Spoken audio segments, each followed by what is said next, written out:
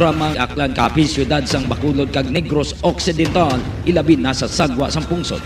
Ang ini nga programa magadala sa mga balita, impormasyon kag magasipad-sipad sa mga issues nga mangin patas ang presentasyon sa tanan kag mabatian sa Facebook page kag YouTube channel sang Iloilo Newsline.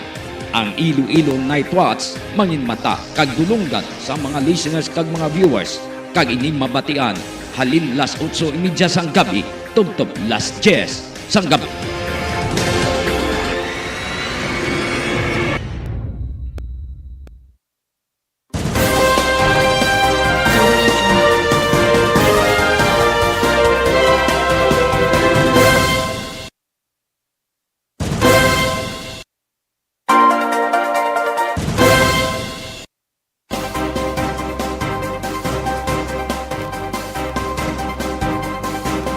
Oras sa Pilipinas, 50 minutos na nakaligad sa alas 8. Mayong gabi, banwa, mayong gabi sa atong mga listeners kag mga viewers.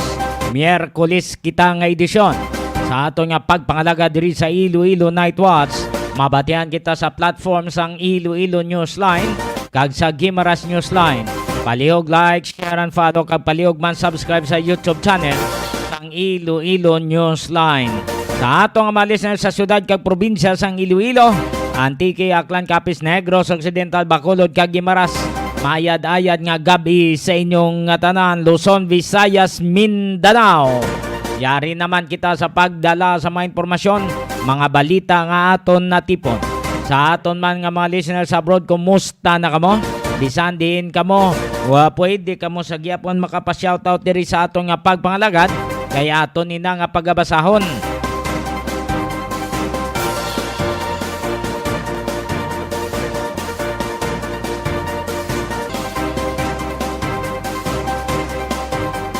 Antes kita nga magdala sa mga informasyon, mga balita nga aton natipon, unaw nato na na-check ang aton nga local pag-asa paagi sa aton nga weather specialist.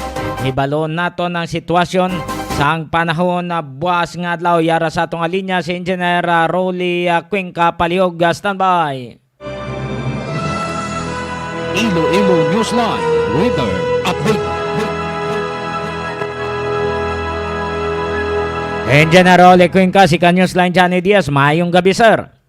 Yes, sir, kag sa aton man nga mga tagpalamati. Amo naton latest nga update sa subong adlaw, April 25 year 2023.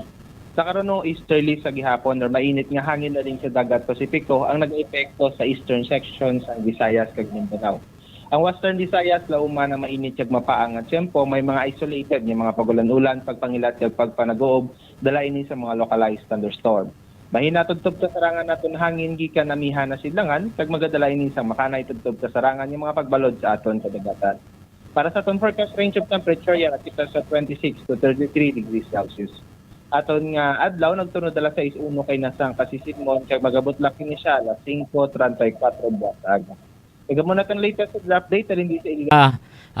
Mainit sa gyapon ang panahon naton sa syudad kag probinsya sang Iloilo. Yes sir, lauman sa gyapon naton ng mga init kag mapaang tempo by tomorrow and sa mga masunod pang mga inadlaw. Oo, pero kay na daw nagatupa ang ulan, daw agi lang, no, kadasig lang. Pero dito sa Guimaras ya daw permi na yang nagaulan haw. Yes sir, sakto na sir. Actually ang mga pag-ulan-ulan naton no, mga localized thunderstorm ini sila no. So meaning localized. So may mga portion or may mga lugar nga may nagaulan, may mga portion man nga hindi kalabot sang ulan. So sa mga lugar nga malabot sang ulan, may mga pagnubo sang ila temperature or ganhagan sang ila temperatura apang sa iban may mga still maka-experience sila sa gyapon sa mainit ug mapaangat tempo. Oo, kay na nakalabot kita sa pila ka percent sang heat index naton. Yes sir, balik sa ato naka-record kita sa pag-asa sa 40 degrees Celsius no. Naka-record kita sa 40 degrees Celsius sa subong adlaw no. So medyo naganubo-nubo ang ato nga maximum heat index sa subong adlaw compare sa kahapon nga naka-record kita sa 42 degrees Celsius. So medyo nagaganhagan sa gawa ang aton nga kapangon apang sa gihapon ekspektaron naton nga may mga tsansa sa pag-init sa gihapon sa aton nga temperatura. Since nga may mga times nga ma-low or manubo ang chance sa mga cloud formation naton. So there's still a chance nga magataas pa sa gyapon ang aton temperatura. Okay. Engineer Rolly Cuenca, sir, madamo nga salamat kag maayong gabi. Yes sir, thank you kag maayong gabi. Iloilo Newsline, Weather Update. Madamo nga salamat sa impormasyon nga nagikan sa kay Engineer Rolly Cuenca kag ini ginadolong sa inyo sang Vitron Animal Clinic. Ang Vitron Animal Clinic na hamtang sa Barangay San Miguel, Hordan, Guimaras, magpakadto ka Santa Teresa, yara sa left side. Ginapanagian, ginadumala ni Doc Ronnie Galia. Mayong na veterinarian, mapos palapitan, kag matinatapon sa kasapatan.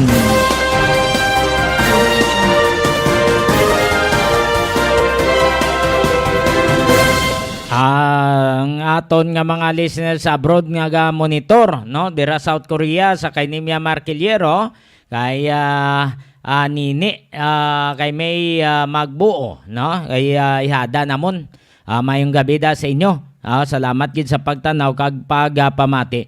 Diri kita sa pagplastar sa aton nga mga hidlay.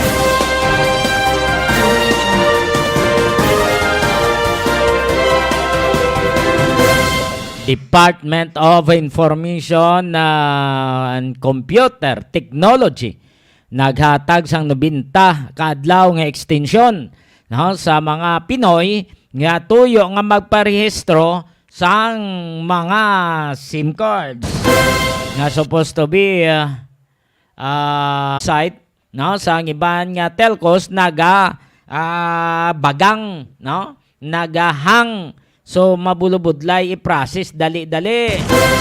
Samtang ang Department of Health nagpabutyag nga manubo ang infection sa COVID-19 ilabi na sa aton nga health utilization rate daw hindi siling nag-spike kundi daw okay lang. Wala sang kinanglan nga magpanik. Suno kay Dr. Maria Rosario Berere, ang officer in charge sang Department of Health. PNP Chief Acorda o kung PNP Chief Benjamin Acorda Jr.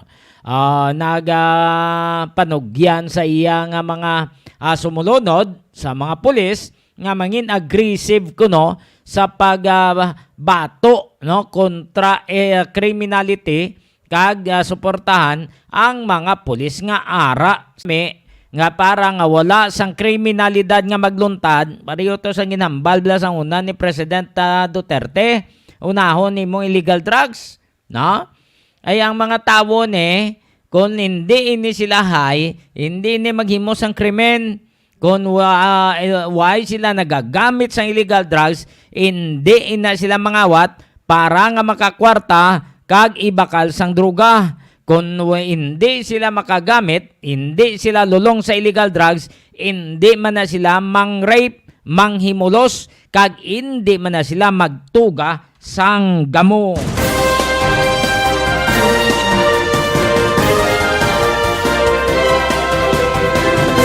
Yang common denominator dere, illegal drugs. Kung wala sa bisyo parte sa illegal drugs, may mo sa krimen, hindi. Tested na. Di ba? Pagdula sa illegal drugs, may kinawatay? Wala. Pagdula sa illegal drugs, may robbery? Wala. Pagdula sa illegal drugs, may arab lang adlaw-adlaw nga ginapangimuslan? Wala. So, anong common denominator? Droga, bisyo. Kung lulong na sa illegal drugs, makahimo siya makapaminsar siya nga maghimo sang kalain. Mga malain dira nga hindi dapat niya himuon. May ara bala nga kung wala siya nagagamit may pang-switek, wala. Why siya sang kinanglan nga ibakal to sa bisyo niya mo. Pero kung may bisyo, mangita sa sampamagi, tanan lang, hasta kaldero, ila kalaha, ibaligyan niya para nga maibakal sang illegal drugs. Mangawat siya para nga isustinner sa iya nga bisyo. Do ano man idubuang kung why sang inugbakal sang illegal drugs man. Daw naga tagnak laway. Do ano man idubuang nga lakat lang nga nagalakat, nagaduko lang nga nagaduko, suroy lang nga suroy para makapangita sang kwarta nga inugbakal sang illegal drugs para sa iya nga bisyo. 59 minutos na nakaligad sa alas 8. Padayon kamo nga nagapamati diri sa aton nga pagwaragwag. Samtang ang isa ka congressman, nga ginкilala kay Roman Romulo, nagpayag nga dapat tadlungon ini ang academic calendar, pareho sa DepEd, sa Commission on Higher Education, iba kung may mo lang balik. Tanawan niyo subong, mga kabataan gainantos, grabe init. Ang plano sa DepEd, tingin na sa syudad sang Iloilo, militing man to mga principal to, para istoryahan ko na nung mayad, para sa mga kabataan nga nagaantos ang kainit, ang iban nga kwarto wala pa sang kisame, ang ila electric fan, ang bugas ang electric fan mainit. Dapat balik nyo lang sinsakto to nga kalendar. Tanawan nyo subong, hinalikawan nyo sa unang masamig baha, ti subong likawan nyo, init na naman.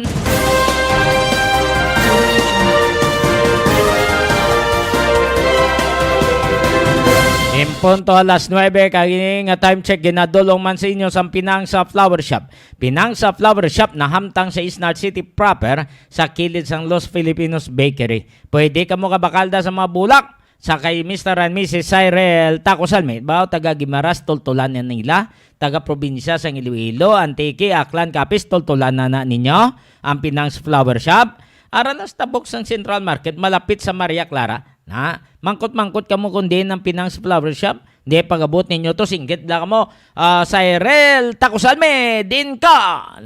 Pati, mangitaan nyo lang sa mayad. Mangitaan nyo lang. Ara mo lang na, kadako, sang ilang tarpulin, sang ila ngalan nga Pinang sa Flower Shop. Kadtuin nyo lang to palihog kung may kinanglan ka mo para sa inyo nga mga okasyon, dekorasyon, pwede ka mo dito kadto. Labi na gining dali na lang ang Mayo, Flores di Mayo na naman. Da kay Cyril Tacosalme, damo bulak ko. Agaton man i-check karon ang plano sang gobyerno nga i-repatriate ang mga Pinoy nga didto subong sa Sudan kay ti may ara dong civil war, may ara nga may nagaluntan nga civil war, ti budlay na nga maipit ang mga Pinoy nga nagatrabaho dito sa Sudan, So ang plano sa presidente pangbombahan, amo na kung may conflict lang gobyerno kag ang militar. Hindi damo maipit, damo ang mabutang sa alang-alang. So, ang plano sa presidente, plano ni BBM, madiretso sa Cairo o kung maagi sa KSA, Kingdom of Saudi Arabia. Base dito, maagi para nga mabutang sa safe ang mga pumuluyo o kung ang mga Pinoy nga nagatrabaho dito sa Sudan. So, i-check man natin ni karon ang dugang mga informasyon. Sa mga listeners natin, base magpuli ka mo sa syudad, pwede ka mo katanaw sang wheels ng city government ara sa Iloilo Newsline, kamakitan man ninyo sa Gimaras Newsline. O kung YouTube channel, sang Iloilo Newsline, pwede man da ninyo matanaw. Parang hindi na mo magtalang-talang bala. Lihog lang. More power, Iloilo, bringing more to life.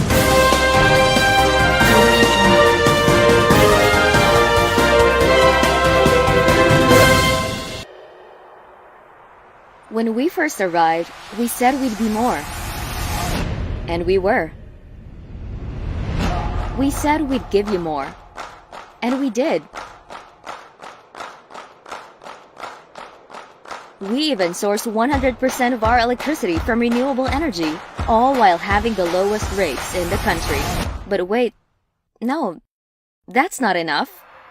This year, we're going to do more. But what does do more mean? It means more upgrades.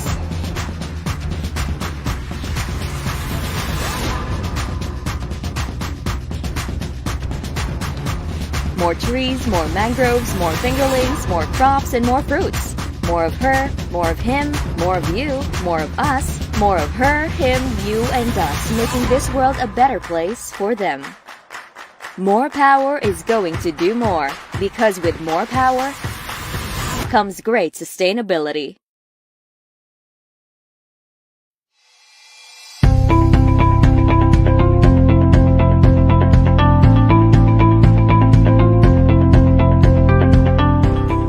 Health complex. A health complex will rise complete with hospital, quarantine, isolation and dormitory facilities, and molecular laboratory, all in one location at Barangay San Pedro Molo. The 104-bed Level 2 hospital will have an intensive care unit and specialist doctors per DOH standards. Molecular laboratory. There's an urgent need for faster releasing of RT-PCR results to effectively and efficiently manage confirmed cases. With that, we converted the ALS building into a temporary COVID-19 molecular laboratory, hiring 34 medical technologists. Later on, the machines can be calibrated to test dengue and HIV. Contact tracing. We already trained 120 persons as contact tracers. The City Epidemiology and Surveillance Unit of the City Health Office is conducting aggressive contact tracing to locate all close contacts and manage confirmed cases efficiently and effectively. Patient transport.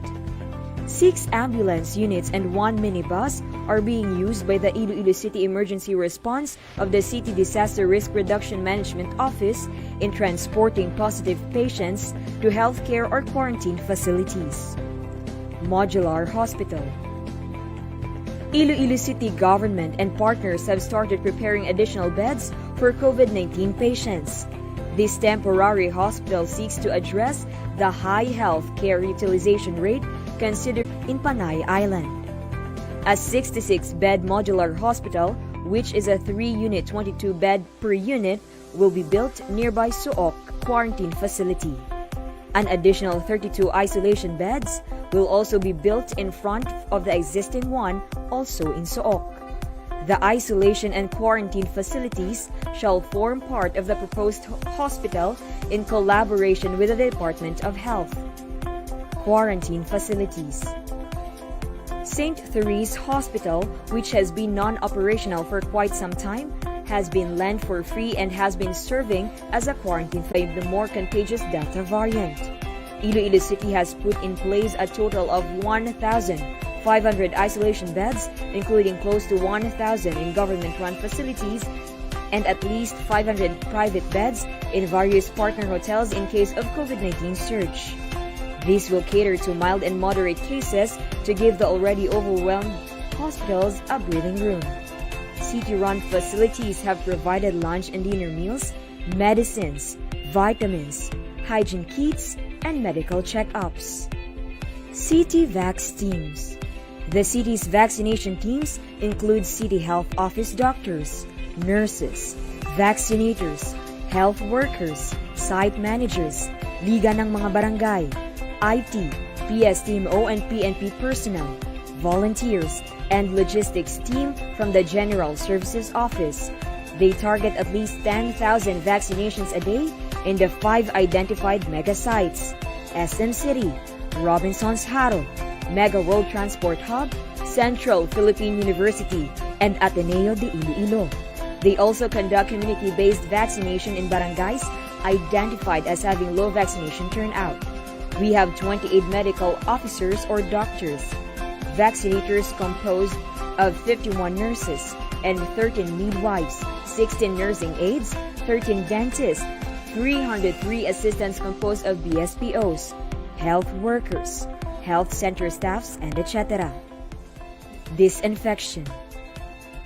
City Health Office Sanitation Division disinfects city government offices that are locked down following confirmed cases, as well as national government agencies and establishments that request assistance. Volunteer fire brigades and Bureau of Fire Protection also help in disinfection.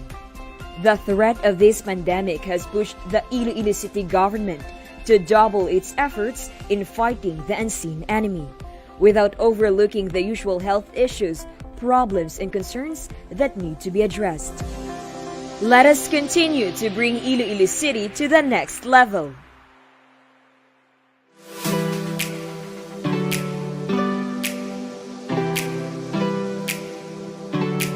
Gusto mo bala sa manamit nga donut nga dalon sa imo pamilya? Hindi ka na magbakal sa iban pa. Bungod bukas na para sa tanan ang Mars Pastries nga napahamtang sa sulod sang Ceres Terminal sa Barangay Kamaligaro, syudad sang Iloilo. Ano pang ginahulat nyo? Dali na! Mabakal na kita sa donut sa Mars Pastries. Pasalubong nga may pagpalangga sa imo pamilya. Mars Pastries. Barato na, manamit pa!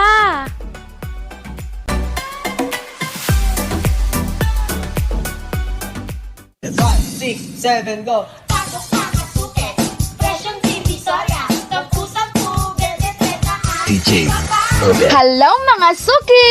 Bukas na ang Sarjan Many Grocery kung sa diin makapamakal kamo kag makapangompra sang kinahanglanon sa sulod sang inyo balay. May baligya man sila para sa mga okasyon. Hindi na kamo kinahanglan magkadto sa banwa kag syudad. Gani ano pang ginahulat nyo? Bakal na!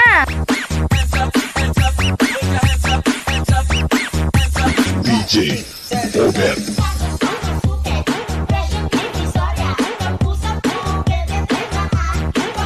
Ano pang ginahulat nyo? Bakal na sa Sarjan Many Grocery.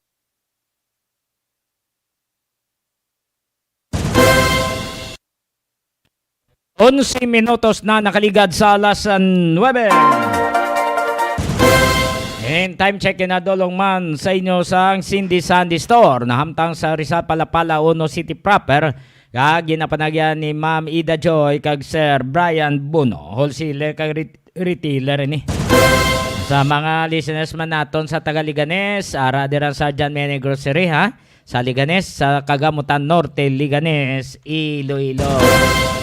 12 minutos na nakaligad sa alas 9. Pabatita sa inyo ang pahayag ni President Ferdinand Bongbong Marcos may kang tanan sini sa plano pag-repatriate sa mga Pinoy nga dito sa Sudan, no? Ngay budlay na nga maipit sila. So may 72 hours nga ceasefire nga deklarar sa nga gobyerno sang Sudan. So plano sa nga aton nga presidente nga igrabang opportunity para nga ma-repatriate ang mga Pinoy nga hindi sila mabutang sa alang-alang.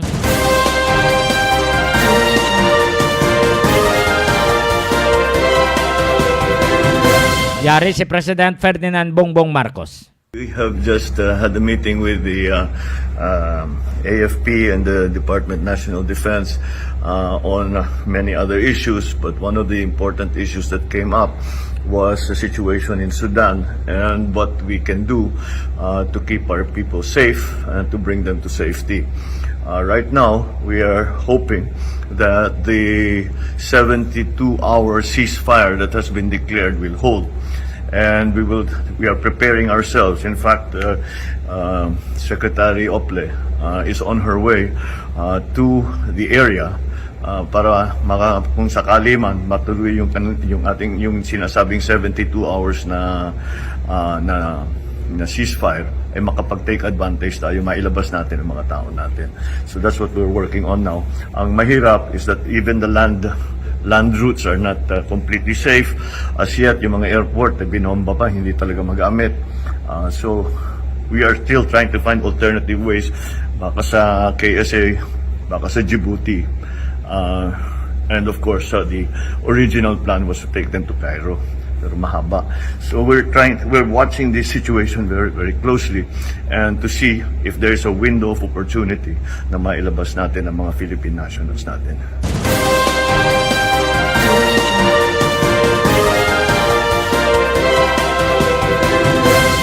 Kung sino may mga himata dito sa Sudan, text lang kamo dire no sa aton nga Iloilonewsline, chat lang kamo para mapakigangutan naton to, matawagan ta to no via Messenger para mabalanta kung kumusta to sila. Kabay pa nga hindi sila butang sa langalang, hindi sila maipit, hindi sila makulateral sa ongoing nga civil war dito sa Sudan.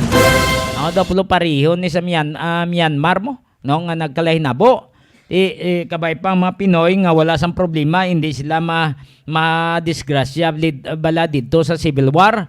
nga nagapadayon sa Sudan, may kay nagdeklarar sila sang ceasefire, guro takan man guro sila no.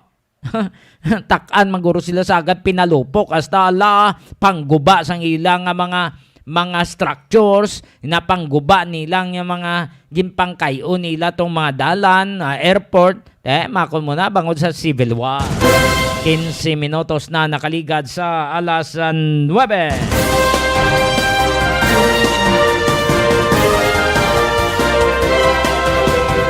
Katuwantang parte sa plano ni Congressman na Roman Romulo nga baylohon ang academic calendar bangod apektado ang mga kabataan subong sa sobrang kainit. Yari si Congressman na Roman Romulo. Interview sang ANC, courtesy sang ANC. We're now joined by WH to make our school buildings either resilient during flooding and strong typhoons, or if it's still going to retain now the academic calendar April-May, then at least well ventilated for the summer season.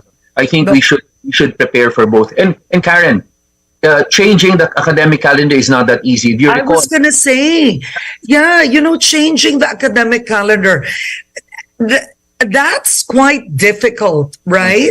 Yes. That is why I'm so happy, Karen, that the introduction, I heard the president saying that they are studying it, they are asking experts, they are looking at the data, because that is the way we should proceed. It should not be a knee-jerk reaction. It should be something based on data, based on science, and based on consultations. But now, Karen, of course, people will say, what happens now? It's so hot. I mean, we hear all these stories. Again, this is the time that we should help each other, whether all parents, students, education stakeholders, all Filipinos. At this point in time, we should help each other. Let's use our common sense. Let's look for practical solutions. Pag-asa always comes out with the forecast. If Pag-asa says tomorrow it will be so hot or it will be hot, something that is not normal, I think the DepEd has already authorized the school heads, meaning the principals, to call off classes. Again, I think this flexibility should be done now. Secondly, again, even if the Pag-asa does not come up with a forecast that says it's going to be too warm, but again, in your locality, if you see that's the way it is, then adjust. We can have shortened class hours. We can adjust. Again, even the wearing of uniform should be adjusted, because currently what we really have to do is to ensure the safety, the health of our students, but also the continuity of quality education. There are learning losses that we must make up for. Of course, we should, while waiting for the decision based on data of whether we should adjust the calendar or not. Okay. Well, there were several reactions after, I think, last Friday. More than 100 students of the Gulod National High School, the Mamatid Extension in Cabuyao, Laguna, they were hospitalized after showing signs of dehydration and heat exhaustion after taking part in a surprise fire drill in the searing afternoon heat. So my question even is, why would you even have a fire drill na sobrang init, diba? Parang, so, because what do you do in countries where it's always hot? There are countries, don't tell me they don't send their kids to school there. Yes, that is where the aspect, Karen, of using common sense and exactly. I mean, if it's, let's do away first with activities that will be outdoors. Even indoors, if it's a sports activity, that will, then the climate is too warm right now. I think common sense would dictate that we cancel these things. What is important for now is that we focus on the subjects, the core subjects that students would need, because we've learned our lesson during the pandemic, not only in the Philippines but worldwide. Online does not work. I mean, we're not prepared for that. No one is prepared for that. I mean, it's a specialized way of... And it's not as effective for young children. That one I have seen in my own kids. I don't know what other parents would say, but online is not effective. Maybe if you're taking your masters, you know what I mean? If you're an adult, pwede. Pero kung bata ka, nag-online ka, it is not as effective. Karen, in fact, grades 1 to 3, that is where we are supposed to give the basic, the foundational skills, that is reading, and mathematics. If you and experts who tell us when it comes to reading, phonetics is so important. They must be able to show the child how each letter, how each word is stated or recited. And that is best done if it is face to face. So that is why that's why it's so important for us to really help one another, especially I think the cooperation of all education stakeholders at this point, because again it's really warm right now. I think we should remind our head teachers, our teachers, our parents that we should use our own judgment right now. If it's too warm, don't allow your child to go to school. The moment they're in school and it's too warm, I mean, take a break. I mean, the teachers should take a break. They should ensure that the students are and even the teachers are put in a place that are comfortable. I mean, spread every part. But what can we do, Congressman? The Alliance of Concerned Teachers, they conducted a survey last March 24 to 27. I'm sure you've seen this. So for the benefit of our viewers, I believe that 87% of the 11,706 teachers nationwide who participated in the online survey said, number one, students can't focus on their lessons because of the intolerable heat in public schools. 97% of the respondents said their classrooms only relied on electric fans for ventilation. Alam naman natin, totoo yun. Minsan nga talagang maliit pa yung bintana, di ba? Only 1% had air conditioners. That would be rare in a public school. 2% depend on natural ventilation, meaning malaki yung bintana, doon na lang tayo umasa. So, if we don't change, if we don't go back to the June, July, ang tanong is, do we even have the money to improve the classrooms in public schools? Kaya ba yan lagyan ng aircon? That would be very expensive. First, Karen, when the executive department now is making that decision of whether of the academic calendar, when it should begin, if they reconsider, I think first and foremost, they also should take into account the views, the surveys that are taken. They should take this all into account, not only the science involved. When they make that decision, they should be able to lay it down properly. Filipinos are smart. As long as you explain to the Filipino why we've gone, the process of coming to this decision and why you've come to that decision, Filipinos generally are smart. They will accept that. They just need an explanation of the process and how the decision has come about. Secondly, if the decision is to retain the academic calendar covering the months of April and May, then adjustments must come in first. I think the executive department must ask the department, the TPWH, to ensure that future constructions will be well ventilated. Secondly, what adjustments should be done? Thirdly, they should now make decisions on whether or not the school uniform, the class hours are proper during the hot month. And more equally important is already to give a basis for when to suspend classes for head teachers so it does not become subjective. Kasi ang tanong ko nito, Congressman, listening to you right now, aren't we climate proofing our classrooms? Like, for example, you are building new classrooms, diba? You are giving out, I hope that Malacanang is listening to this. Why can't the new schools be solar? So if the new schools are solar, then they can afford to put air conditions on classrooms. Kasi solar pero pag hindi kasi you can't afford it. Kasi saan mo kukunin yung panggastos doon? But if it's a one-time investment of solar, you can even have, I don't know, right? You can even fundraise for solar panels. For sure, you can afford air conditioning during class hours.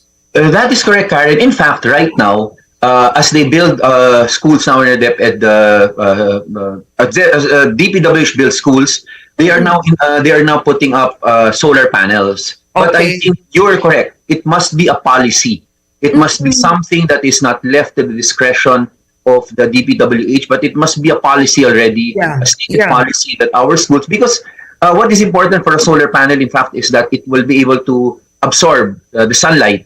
And Yeah. the Philippines, Yeah. and many places in the Philippines, I think it's sunlight is so accessible. I mean, you put it in Yeah. rooftop, Oh. especially for schools, you will be able now to collect enough. And I think that should, and I agree, that should be a policy and not something that is right now.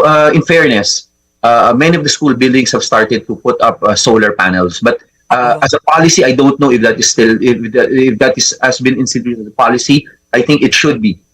Okay. Another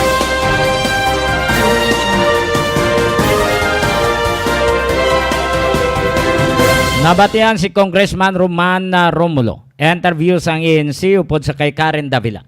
So insakto man, dapat preparasyon nanay, no? Antes nga kambyuhon ng academic calendar. Kung mabalik kita sa una, no? Dapat matamaton iprepara sa DPWH ang construction, no, sang mga construction sa mga buildings nga mangin maayo sa mga kabataan kag sa mga manunudlo. Nga hindi sila nga ga-lecture dang manunudlo, ga pamahulay ang mga bata, hasta maestro-maestra, ga pamahulay. Ha? Mayo lang kung hindi na sila magmalasakit, hindi sila pag tubuan sang pneumonitis na da. Tibudlay, basi magmalasakit kabataan, tambangod sa sobra nga kainit. Kung sobrang kainitan wang iban, nagakasunggo, gagwa ang dugo sa ilong nila. Kaya hindi makasarang mo, immune system nila, pigado, hindi makasustener. Maano kita, once nga mainit, madalagan-dalagan kita, madrill kita, nga daw pareho abi nga may linog, amo na. So, dapat tempranuhon preparasyon. Kung kambyuhon tang academic calendar, kag dapat preparahan gid. Kaya mo anong tabi kaya mo na ni ang climate change nato, no? May climate change kita. So disgrasya ni mga bata ta, disgrasya sa mga manunudlo nato na di. Kung hindi mahimuan sa pamagi sang mas temprano upod sa taga DepEd kag sa taga Commission on Higher Education, may kang tanan sa ginasuprer na naton subong, ilabi na sa mga kabataan nga ara sa eskwelahan.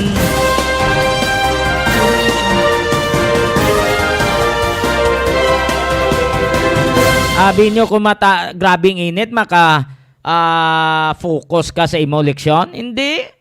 Ano fokusan mo? Pamahulay ka mo, hindi pamahid. Sang balhas mo? Makasulat ka sa mayo? Hindi. Gatululo lang balas mo da. Hasta papel mo, tuluan balhas mo da kon. Ilabi-nabi kung way mga panyo iban bata, liara sa uma. Ginawastlik lang iya nga balhas mo. Wala to. Maka-focus mga bata, hindi mabudlay. So dapat matalupangot ini, matanaw ini sa mayo sa mga matag-as naton officials, ilabi na sa mga local chief executive, sa mga principals, sa mga supervisor, no, sang director, sang DepEd, sang Commission on Higher Education. Kaya ang mga bata na ilabi nang nag-eskwela sa private, nagabalayad na. Matapusan ang imo nga facility dahil sa eskwelahan, pigado. Alang-alang hindi mo na pa-airconan, kung magpa-aircon na may ilabi na sa mga private, ipass on naman sa mga ginikanan, no? So, insakto to, dapat nga mayara na mga solar panel para makapagusto ka sa nga aircon, electric fan, no? Ngayon, mamahatagan man sang insakto, bla? Nga pag tamod ang mga kabataan nga mangin maayo nga tagan sa insaktong eleksyon, makapamati sila sa mayo kag masudlan utok nila sang leksyon halin sa maestra ka maestro.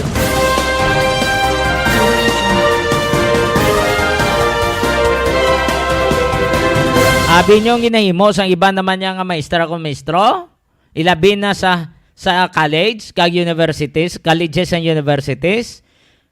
Sila yaga pa manguyab-kuyab, gapungko sila dito sa likod sa mga kabataan, sa mga estudyante. Ang mga estudyante, mo yagin na pa-discuss nila to.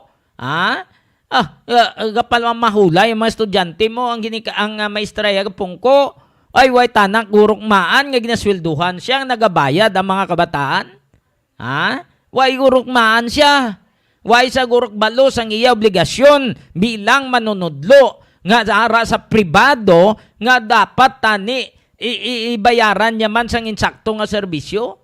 Ang iya yan mo, ang mga bata, amo yan napadiscuss siya pungko-pungko to, ba pa ka pritso, no? Pritsusa pa. Hulat siya sweldo, ginabayaran ka sa mga kabataan, sa mga ginikanan, per unit pa na.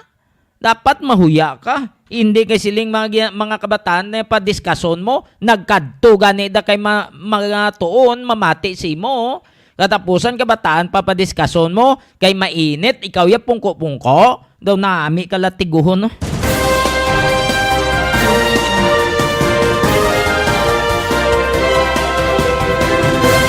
Sa atong mga listeners ka mga viewers, padala lang kamo di sa mga mensahe kaya atong pagabasahon may mga mensahe na sa atong cellphone.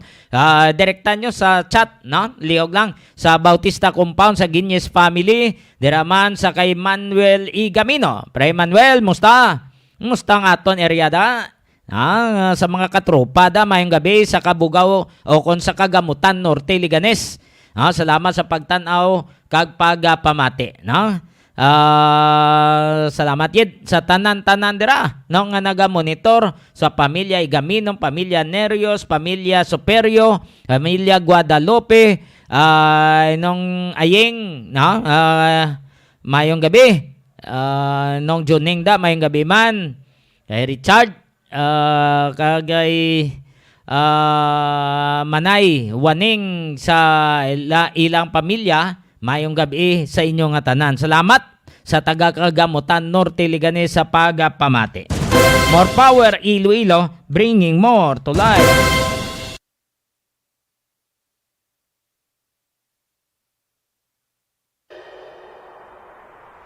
When we first arrived, we said we'd be more.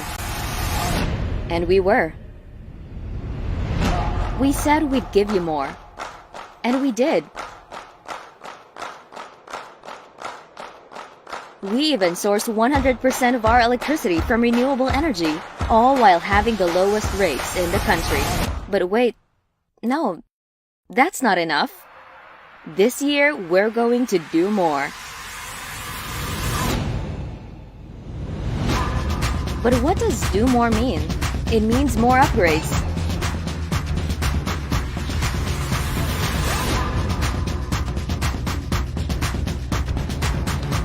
More trees, more mangroves, more fingerlings, more crops, and more fruits. More of her, more of him, more of you, more of us, more of her, him, you, and us, making this world a better place for them.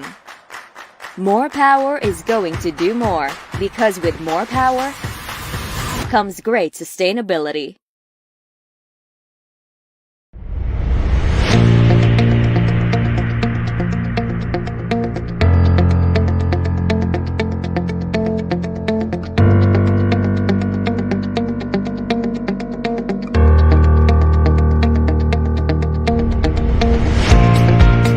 Our roadmap, Wheels for Inclusive Development and Good Governance, has been the backbone of our mission in bringing our city to the next level. W, our first agendum among 6, stands for welfare. Efficient traffic management is one of the important aspects of this platform. Iloilo City prides itself being a walkable and bikeable metropolis, hailed as the most bike-friendly in the country. Its wide diversion road, complete with pedestrian alleys and protected bike lanes, attract attention, acclaims, and accolades from all over the place. Ilonggos and visitors can stroll along spacious sidewalks without eyesores and lighter sights of the busy streets because of less traffic, while bikers are safe in sharing the roads. Here are some specific actions made to achieve efficient traffic management. An intelligent transport system is in the works for a centralized coordination of related choke points and gray areas in the field. This is one of the major features of the iCare Command Center at Gaisano Business Hub. Iloilo City is creating its Traffic Academy for knowledge and training of traffic personnel and drivers through annual refresher courses. The initiative will be established at Technical Institute of Iloilo City, Barrio Obrero Campus. We will be the first LGU having this kind of program. City Hall has provided 20 motorcycles for traffic personnel to perform their duties and conduct check of road conditions, especially on areas that experience congestion. 20 bike patrols are doing regular rounds along Esplanade to ensure enforcement of public safety. 2 patrol vehicles are being used to respond to assess and address urgent situations. The Public Safety and Transportation Management Office, Task Force ASIS, and Office of Barangay Affairs implemented the road clearing operations upon the orders of the national government. Iloilo City's efforts got 83% rating from the Department of the Interior and Local Government or DILG. For the displaced sidewalk vendors, due to the clearing operation, they were provided a new space. Financial assistance was also given to them so they can start anew. As Iloilo City levels up, it also gets to face more concerns, especially with regard to traffic. The city government has sought the help of the Metropolitan Manila Development Authority or MMDA in crafting a traffic plan in August 2019. City Hall personnel attended a traffic management seminar with the guidance of scientific and engineering experts. Slowly but surely, officials are optimistic this will give resolution to traffic problems. Iloilo City is geared towards developing more open spaces and access for pedestrian as well as alternative thoroughfares for riding public. We ensure that our city is highly livable and has competent value for safety, peace, and order. Level up Iloilo City.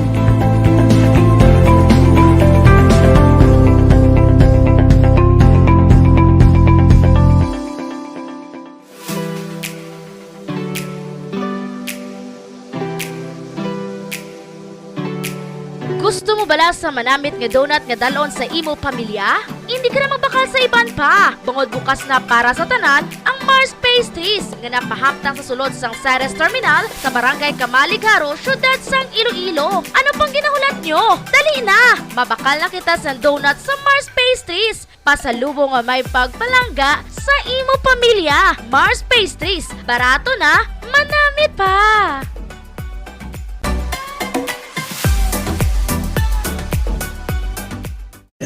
6, 7, go! Tacos, tacos, suke, presyong divisoria, tagpusang tubig, detreta, DJ Robert. Hello mga suki!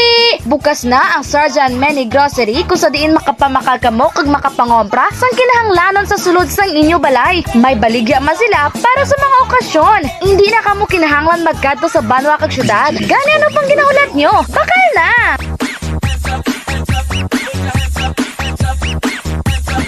DJ Robert.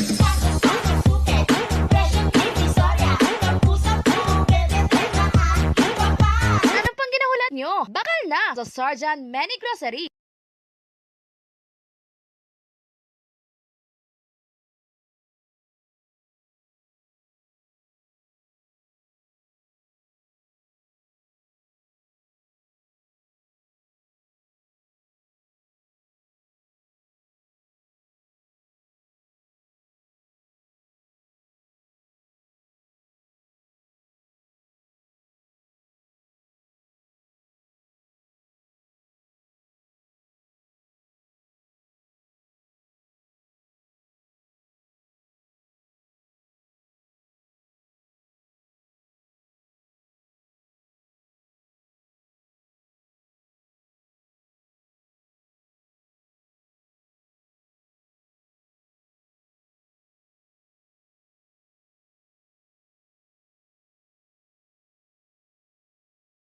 No? Kay Mads Cheryl Silauso Malones, may gabi man sa Sagay. Kay Edie Moriera sa Ontario, Canada, may gabi. Sa mga pamilya Kabalongga, may gabi man. Dira sa kay Leslie Londonyo, may gabi. Ay Bong Tanato, classmate, musta? Uli ka di ha? Dali na lang to ang reunion. No? Kay Rek Solero may pa shoutout siya na yun. Liyo ko bini pa dako-dako abe. Sa Dueñas, kag sa Solero family, sa kag Magbanwa family. Ha? Yan naman sa Malusgod. Nasa kay Skylab ko no sang Malusgod. Mayang gabi man. Ha? Salamat sa pagtanaw, pagpamati. Sa kay Kasada Milani. Sa Manapla. Thank you so much. Sa kay Christy Gallo Gonzales sa Kalibo, Aklan. Dira subong ang Western Visayas Regional Athletic Association meet. Ang Wibra Abla. Dira ginahiwat sa Makato, Aklan. Kay Sir Joseph Oico sang Valyacar Transit. Kay Sir Radney Santarin may gabi. Kag sa iban pa nga may empleyado sa Valyacar Transit, sa mga porter, sa mga vendors, o buman sa mga guardia on duty, mayong gabi sa inyo nga tanan. Ay Tutik, mayong gabi, Tutik Ganansyal. Shout out ka ni Dave. Sa kay Mama, kay Rian. Mayong gabi lang. Salamat sa pagtanaw kapag pamati. Naman sa kay Juliet, kay Brian Barido. Bao kay Alon, kay Toto Juji, congrats. Lalaki ang nagwa. No, congrats. Ang gabay pang mayad lang ang kaimtangan.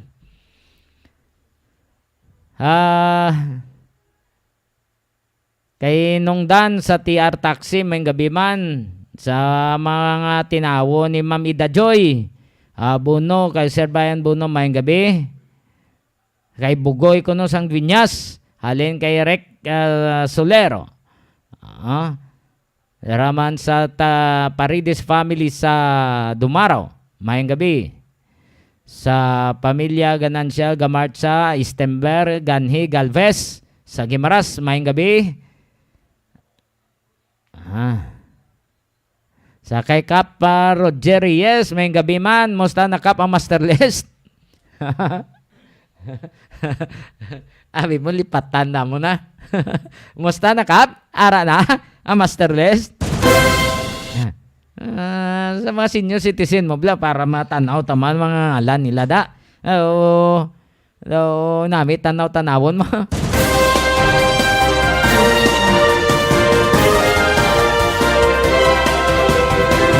Ipabati ta sa inyo ang pahayag ni PNP Chief Police General Acorda, no? Benjamin Acorda. May kang tanan nini sa ginapagwa niya nga statement sa iya sini nga mga tinawo nga dapat awayon ang mga kriminalidad nga nagaluluntad sa aton palibot. Amon yung priority niya. So dapat prioridad nimo illegal drugs. Sige di kaya anong ginhalinan sa mga krimen. Bangod nga nalulong sila sa illegal drugs. Yari si PNP Chief Benjamin Acorda Jr. Sir, good morning. Congratulations. Assumption. And this is a press con. Strategy, sa Camp Cram. Sa ating mga commanders on the ground, it will be a defined and focused operation. And this is already stated in our mission, vision, and function.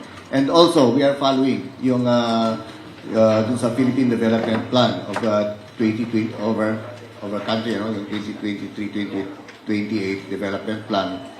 So it is stated there. So we will support that through our admin and operational natin. I'll be making our DCA and DCO very active in this.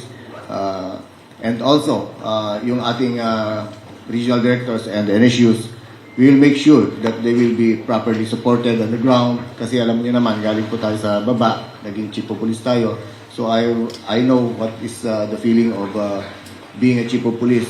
So that's what I wanted to ensure, and I'm asking for our DCA to really supervise and make sure that what is the fund support, logistical support, and other admin requirements being that the lower unit needs ay properly given, and also for the operations ng DCO natin, kung ano yung mga dapat singilin sa kanila when it comes to accomplishment pagdating sa DI, DPCR, and DPASAP, dapat mabilang, and that will be the basis of our placement of officers. Ganun lang po kasimple, but mahirap. Dapat tulong-tulong talaga. And also, we need the support of the community and the media also, and other agencies. Thank you, sir. Mr. Bal Gonzalez of DZRH.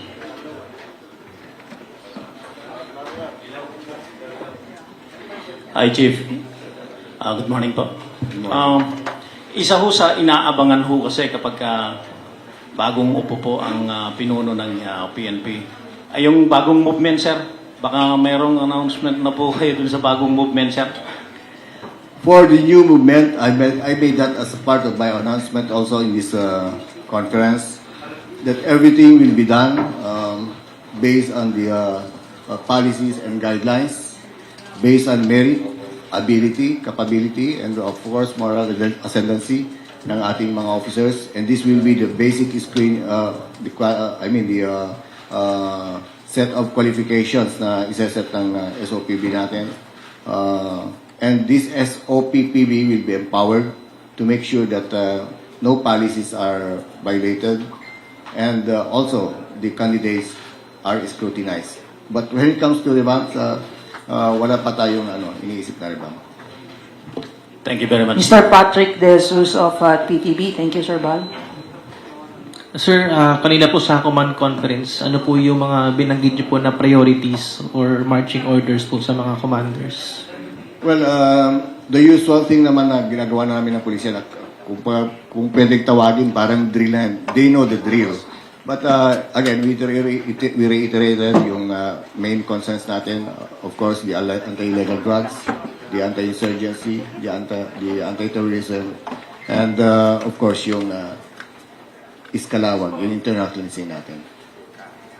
Thank you very much to our friends in the media. Again, we apologize for the short and brief meet with our Chief PNP because he has a prior meeting to be attended to.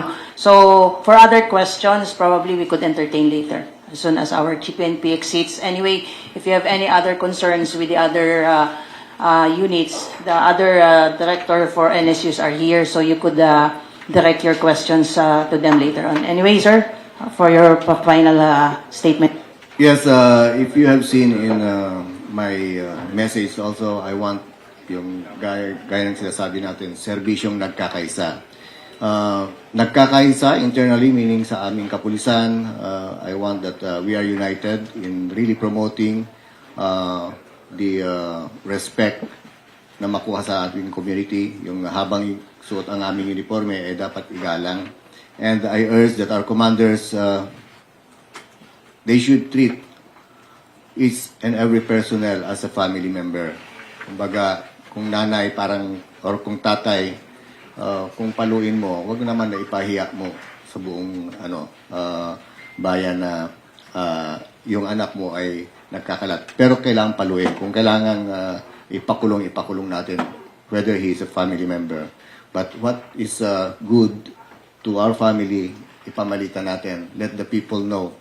I was assigned as the counterintelligence chief. Kokonti lang po yung mga nakalista dyan. And I do believe, based on the statistics na nakita, marami ang mas mabubuting police. And I want the people to know that, being a chief of counterintelligence, kokonti lang po sila.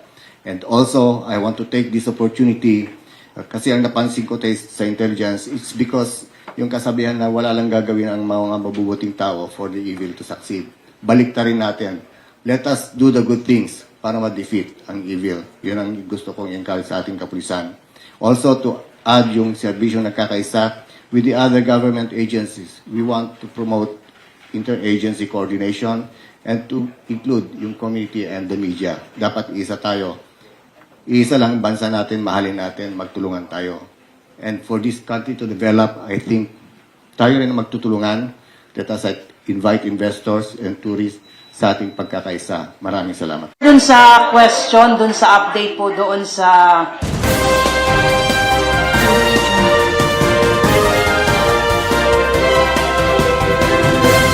Nabatian ng bagong PNP Chief, Police General Benjamin Acorda Jr. So nagapangayo sa Sambulig no, sa tanan-tanan nga mga ahensya sang gobyerno. Kaya sa command conference kay na iyagin plaster nga kampanya kontra sa illegal drugs sa Japon, kriminalidad, no? Anti-kriminalidad o anti-criminality ang parte ni sa pagid sa terrorism, no? Kag iban pa ang ginpayag sang bag-o nga PNP chief.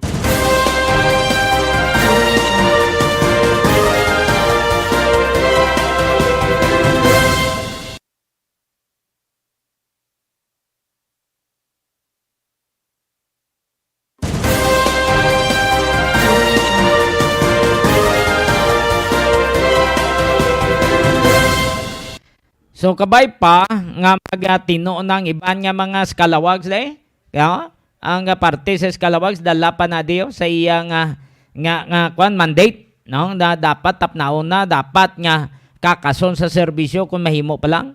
So ang iya ginastablisar dapat isa lang gid, no, sila sa isak balay mayara Iloy kagamay. Ang PNP chief ti mo ning amay, no, siyang amay kag Iloy ti dapat nga tabndon niya sa mayo. So hindi man kamo magpasaway, hindi kamo maghimo sang sala kay nginyo PNP chief nagapangabay na nga maghimo kamo sang matino.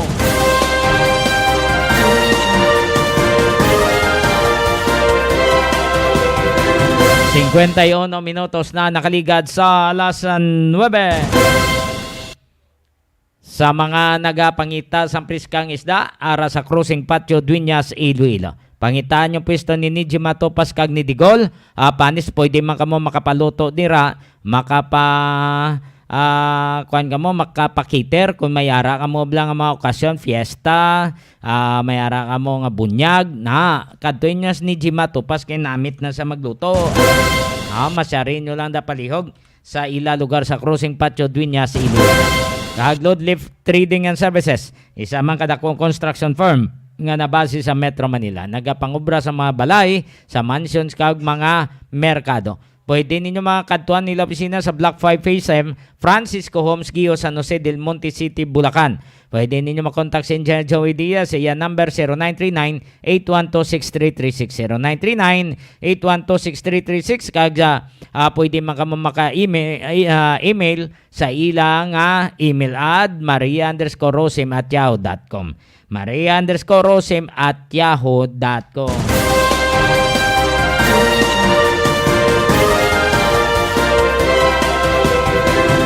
Kung magbakal ka mo sa mga priskang itlog, mga manami nga itlog, no? Ara sa Igar Farm sa Barangay Balibagan, Este, Santa Barbara. Pangitaan nyo si Josie o kon si William Lagman. Pwede ka mo ka-contact sila number 523-0039. 523-0039. Mayad ang ilang klase sang itlog da. Ikumpara sa iba, dali lang dason ga itom ya sulod. Ila daya ay binulan pa. Manami mo kay direkta ang pagkuha sa farm. Diba? So, kadtuin nyo ng palihog hindi mo magkalipat.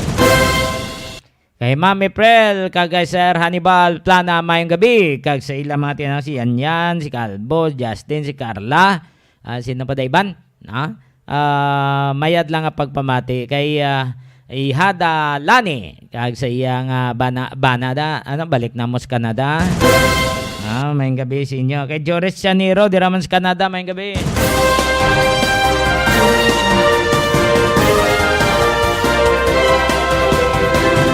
Sa mga barangay officials ba, matamat na sila gatirada? Matamat na sila sa mga ibang barangay? Lista-lista na mo? Listahan. Nay ka mo da. Pinsaran nyo kung kapable pa ka mo. Nga magserbisyo. Ang importante may patupa. Hindi siling padalagan ka sa ulihi, way kakbalo kung ano mo obligasyon. Dapat balaan mo ang mga layi, balaan mo kung ano mga ordinances naton. Balaan mo kung paano ka magpalakat sa barangay. Balaan mo man kung ano inyo obligasyon nga antes ka mo magbiya sa serbisyo, dapat may ligasi ka mo. Kamo, mangkutan nyo ko galingon nyo, may ligasi ka mo ginbilin sa mga pumuluyo. Ano nga ligasiya ang ginbilin nyo? Ha? Tanawan nyo, Anebla. Berman, kung pila na kamukatuig nga serbisyo, ang importante ang quality. Ha? Ang kwalidad sa inyo nga serbisyo. May arab la kamo ginpangbilin dira nga mayad nga mapuslan sa mga tawo. Ha? Mangkuton nyo ko galingon nyo. Nga anong ginhimo nyo sa sulod sa pila ka mga tinuig nga pagserbisyo. Mo na siya. Tubang nga mo si Spiyo, mangkuton nyo ko galingon nyo. Kung mapadalagan pa mo, nagkakaangay pa mo nga magpadalagan, kung way kahuya nga way kan sa nimo anti imo na naya sa labton sa imo nga Ginoo, konsensya. Di ba? So kung huya ka nga way ka man nimo di ka nang padlagan.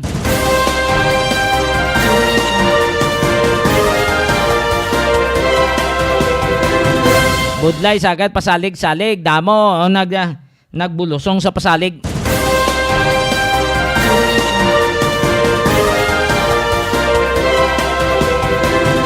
Kagawad jutay bilya kay yum gini. Way man tan mention kung sinong pangalan na. Damo ni. Damo salig-salig mo. Ang importante obrahan nyo, hindi mo sagad pasalig. Obrahan nyo inyong obligasyon. Sa barangay officials, sa SK chairman. Obrahan nyo. Hindi nga siling hasta lang mo dakdak, hasta lang mo sambal, way man tupa. Ang inyo na pinsar kung paano ka mo mangwarta kung nalimag daw ka mo, hindi mo sina. Pinsaron nyo kung paano ka mo magserbisyo sa pumuluyo, nga ginbutang ka mo da, ginelek ka mo da, nga ginbutang, hindi siling hasta lang sa ngalan. Nga ikaw, barangay kapitan, ikaw, barangay kagawad, ikaw, SK chairman, hindi lang hasta sa muna sa ngalan. Dapat himuon nyo ang inyong obligasyon. Himuon nyo ang inyong katungdanan. Kag himuon nyo kung ano ang mga kayuhan para sa barangay. Kag dapat maging transparent ka mo kung ginatagan ka mo ni mayor, congressman, sang kwarta, kung tag-shinmel, transparent ka mo yung hambal yung tao. May kwarta tadi, dinta na ibutang. Ano project tadi? Ano maswisyon nyo? Ano manami nga project tadi? Hindi ko mo magipos-ipos. Pagapot sa eleksyon, supton nyo na galing ginahatag sa inyo, kay bayad nyo naman sa pangbakal nyo boto. Hindi na tsakto na. Lampingasa na yung manginamo na.